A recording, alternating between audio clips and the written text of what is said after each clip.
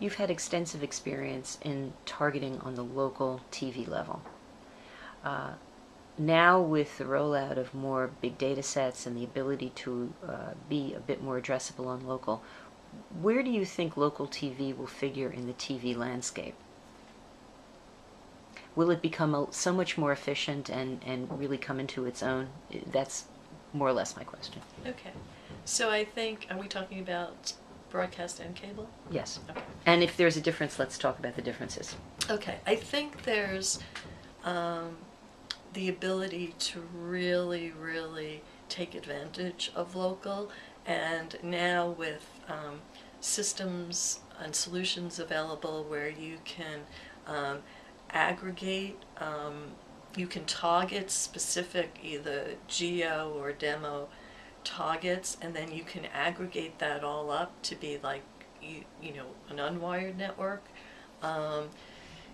It's something that from an execution standpoint, before there was a system to do that, was virtually, you know, impossible because you would need so many people. So I think there's a whole new opportunity here for agencies on the local side to build departments that can offer their local expertise, but also be able to aggregate all this up and have a solution that could very easily target the specifics you need across actually across the country. So rather than have, you know, a buyer, which is really expensive anyway, a buyer for every market or multiple markets, you can have a system that could buy cross markets and aggregate it up and track it and make changes. If things don't run, make changes as they happen, so there doesn't have to be a huge amount of discrepancies, and you could really, if you make the changes as you go, you can really achieve your goals. How close are we to that? It's there now. It's there now? Who's doing it? eMediaTrade has a system that's doing it, but right now it's being utilized by mostly brokers who do it for the agency. And my feeling is there's, you know, no reason why the agency can't do it, except it doesn't fit within the infrastructure, the current infrastructure of the agency. So I think, you know, just the way there are silos there, those silos need to be broken down too. Ellen, you have experience in print, in radio, in television.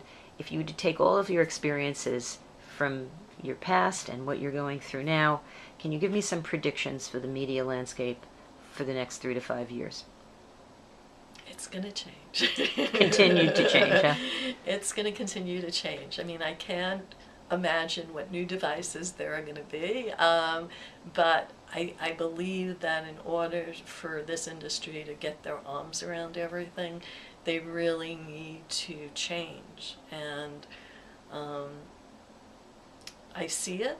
I don't know if it's fast enough, but it is what it is, and I think it's going to be really exciting. And you know, change doesn't happen overnight. I see it happening now, but I think there's a lot more to go. Some say, and I'm one of them, that digitization of old media will actually help them if they can adapt. So radio, under the traditional sense of radio, was oral. You can hear it.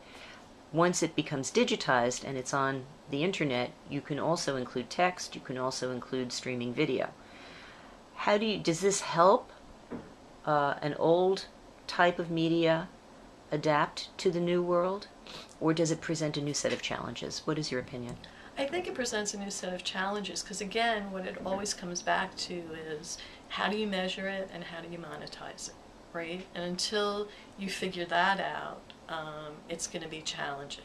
But I think all these changes are valuable. They pull in new demographics, and you know, people are listening all day long. You know, you walk down the street and everybody has their radio on or whatever they're listening to. I think again, if we need to reach those people and we want to reach those people, how valuable are they? How do we reach them, and what are they worth? And I think that's the challenge.